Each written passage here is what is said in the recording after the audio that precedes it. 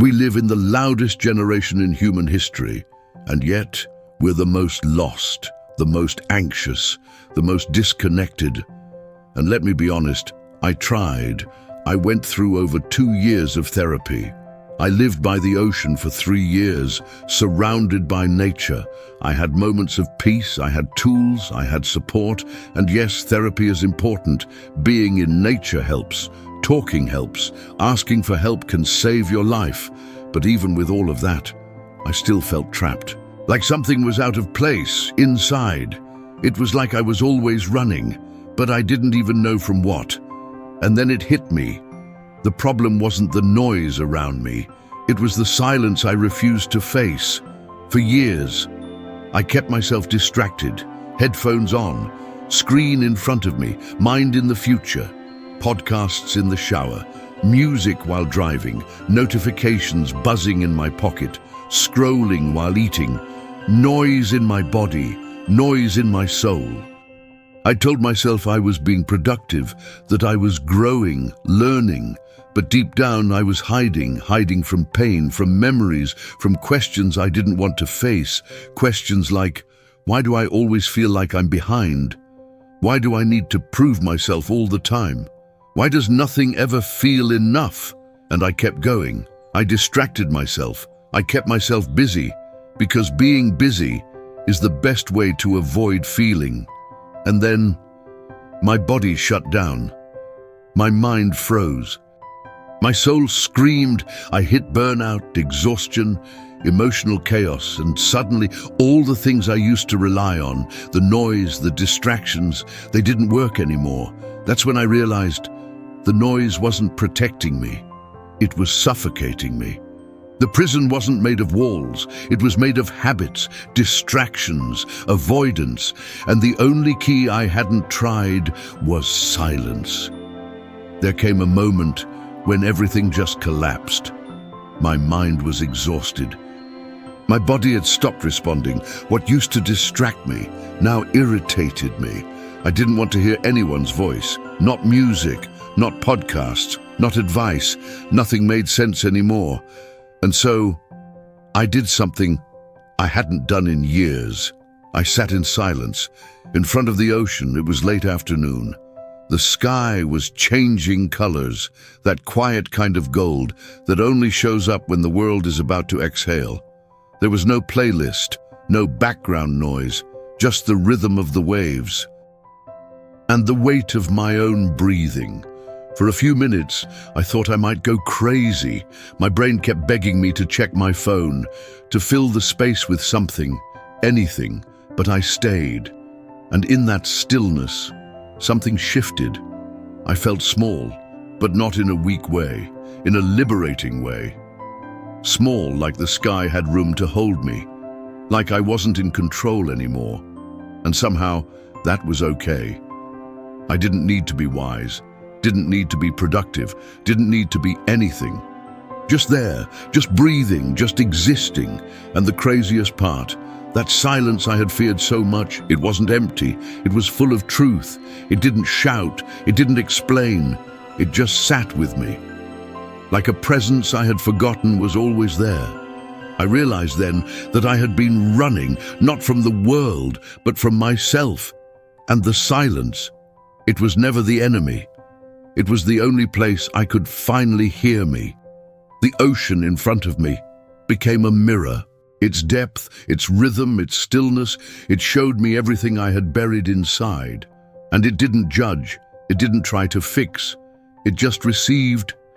That moment by the sea wasn't a turning point because something dramatic happened. It was powerful. Because nothing happened, and in that nothingness, I finally heard what I had been avoiding all along. You don't have to keep running. You're allowed to stop. You're allowed to breathe. You're allowed to feel what's real. And for the first time, I said yes to the silence. If any part of this story has made sense to you so far, then maybe you're tired of the noise too.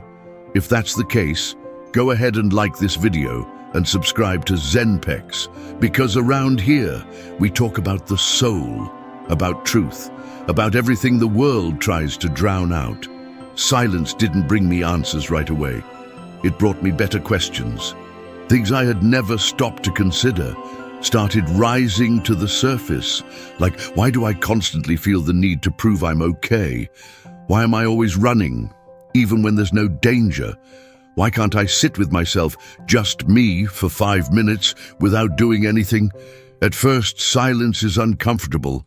It's not warm, it's not peaceful, it's brutal. It throws in your face everything you've been avoiding. But over time, it starts to soften. The silence that once felt like a threat starts to feel like home. I began to notice the smallest things. The sound of my breathing, the texture of the sand under my feet, the way the sky changed color without asking anyone's permission. These things were always there, but I had never truly seen them. And then it hit me. I didn't know who I was. I knew the version of me that people clapped for, the version that looked strong, that looked confident, that knew how to answer quickly and sound smart, but not the one that cried at night, not the one that got tired of pretending, not the one that just wanted to rest. In the silence, I met that version of me, and he wasn't perfect, he wasn't polished, he wasn't impressive, but he was real, and real is enough. That's what the silence started to show me. That I don't need to be fast, I don't need to be always certain, I don't need to always be doing something. I just need to be here, now, with what is, and with who I really am. Silence didn't just help me calm down, it helped me come home. Silence didn't heal me overnight, it didn't fix everything, it didn't erase my pain. But it did something else, something deeper. It showed me where to begin. Because healing doesn't happen in noise, not real healing.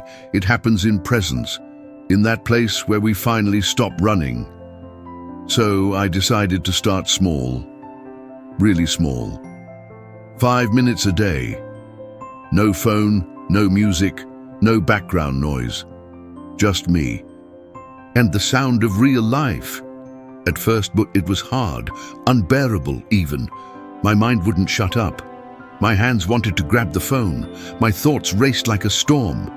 But I stayed. Just 5 minutes, every day. And slowly, something shifted.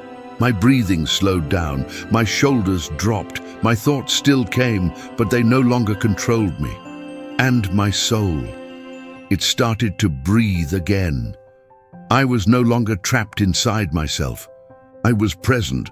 That's when I understood. Silence isn't an escape from life. It's the place where life finally speaks. Start with 5 minutes. Just 5. Turn off everything. No music, no phone, no notifications. Close your eyes. Let your thoughts come. You don't have to fight them. Observe. Don't judge what you feel. Just notice it. If you can, go to nature. Nature is loud with meaning. And after you sit, write. 1 sentence, 1 word. Doesn't matter, just write what showed up. If you want to go deeper, there's a book that truly changed how I see stillness. It's called Stillness is the Key by Ryan Holiday. It's not spiritual fluff. It's real, grounded, historical, and deeply human. It shows how athletes, leaders, artists use stillness not as a luxury, but as a necessity. Link in pinned comment. Silence didn't become my daily ritual because it felt good. It became my ritual because it reminded me that I'm still here, not to perform, not to prove, but simply to exist.